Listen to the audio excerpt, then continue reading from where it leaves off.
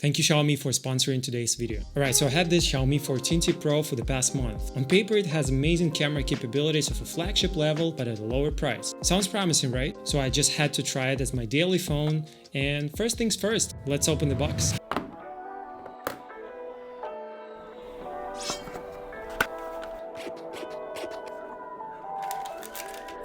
And to be honest with you, I like the way it looks without the case on, as it definitely feels more premium. So far there is not a scratch here, although I haven't dropped it really. So if you're curious how it's gonna be in 6 months from now, well, make sure to subscribe. Now the fingerprint reader is snappy and works really well, though I would prefer it to be a bit higher so it's easier to reach. But it scans and opens the phone super fast, and it's also IP68 water resistant. The display is bright, and you know I'm not much of a gamer myself. The best I can do is chess, and it's pretty epic to watch the horsey jump in 120Hz. And overall sharpness is great, and most importantly, you can see everything here clearly when taking photos outdoors during bright sun. And I'll cover more of that in the camera segment of this video. Also, the phone looks really nice with my wallpapers here. They are not AI generated, by the way. In this video I have the 1TB version with extra 32 gigs of memory. So with this model I never felt even remotely that it struggles or works slow, to be honest. It just shreds through everything. Now there is 120-watt wired charging and 50-watt wireless. And you know what? Some flagships do not even offer these charging speeds. I mean,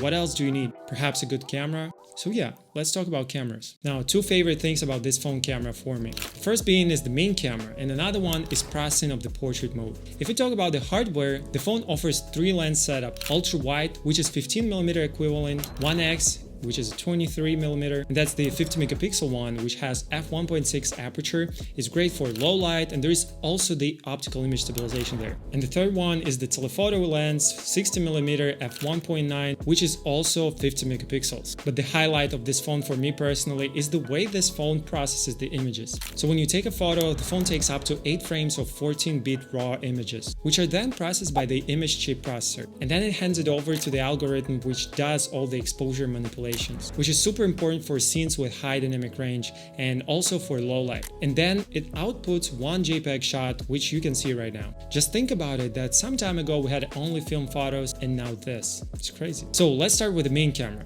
If you ever took photos of people when they're backlit, then you know sometimes the skin tones and the exposure can get really twisted by the software, especially when the HDR kicks in. But here it's clean and nice. And overall the camera performance has a lot to do with the fact it's a collaboration between Xiaomi and Leica. I mean, even the camera interface resembles Leica cameras. If you guys subscribe to the channel, then you heard me multiple times saying that Xiaomi 14 Ultra has the best photo processing I tried. And same as on the Ultra, there is HDR switch, which I really miss on most of the phones. I think being able to turn it on or off is really important if you want your photos to stand out or get the natural results. It also helps if you practice manual controls on the phone or get familiar with what HDR does to a photo. I'm explaining more in depth on how to optimize any phone camera performance in my course, so make sure you join the wait list to get notified when it's out. Now, autofocus also works pretty spot on. It has the eye recognition and works in a similar way as my bigger camera I'm using right now. There's Leica Authentic, Leica Vibrant image processing, which I'm keep going back and forth with. Here you can see the difference yourself. But there is more.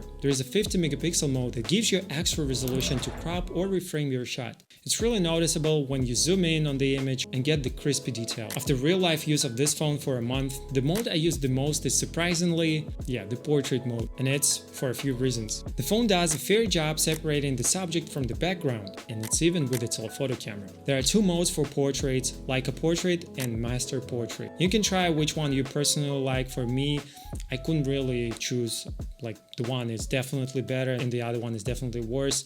For me, both of them produce really good results. Well, this shot looks good, as I said before. It's backlit, which is really impressive how the phone handles the skin tones in that scenario. You know, 4 or 5 years ago it was all about footage with character, so I used a lot of vintage lenses with my cinema camera, like this Soviet 50 years old lens. It's super famous for that swirly bokeh, and here I can do practically the same effect, and it looks really clean. Now obviously a full frame camera will give you better results if you want to edit your photos or you're going after that full frame look, but here the results sometimes are identical to that vintage lens, and I don't have to carry my camera with me, so I do love that. Also, I can edit everything right here on the phone, like no computer is needed, and some effects turned out way better than I expected. And also I posted some of the portraits directly to my Instagram right from this phone, so you can have a look and see if posting online from Android phones or devices is your concern, so you can check it out there too. There's also AI eraser tool, classic stuff at this point. Here they added little magnifying window when you draw over the subject you want to erase, so that's really helpful too.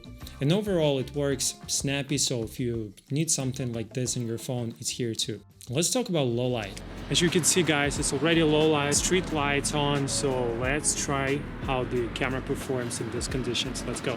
Yep, you already saw some of these shots. And surprise, these photos were taken during dusk time, aka low light. And as you see, the main camera has no problems here thanks to the wide aperture. Ultra wide angle camera also manages to get some light in, however it's nowhere near the main camera. So for sure, if you're taking lots of low light shots, then go with 1x lens. And for ultra wide angle lens, it's better to use it when the lighting conditions is more favorable. And what's really impressive here is that the photos have super colorful background with graffiti, but the skin tones are still preserved well.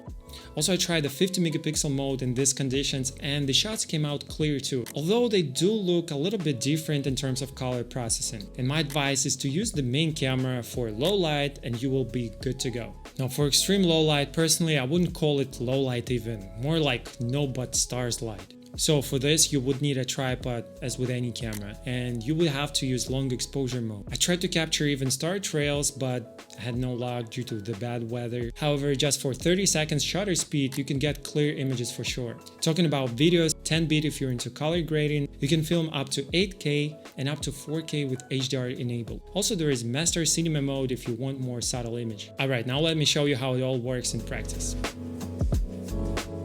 Alright guys, so let's test the video stabilization, and I want to try it with the telephoto lens. So this is my frame, this is 1x and 2.6x, and I'll try to walk this way and I'll get the parallax effect. So let's try it. 3, 2, 1, let's go. And now I'll walk the other way around. Okay, now let's see the results, how it looks. Looks pretty stable to me. I need to watch it on a bigger monitor, but I think just looking at the display of that size looks pretty stable to me. Let me know what you think about the image stabilization. This is the telephoto lens, and if I switch back to the 1x, in that case I can enable the master cinema, which will give more neutral and natural colors. So let's try to film with the master cinema mode on 4K 30. 3, 2, 1, let's go.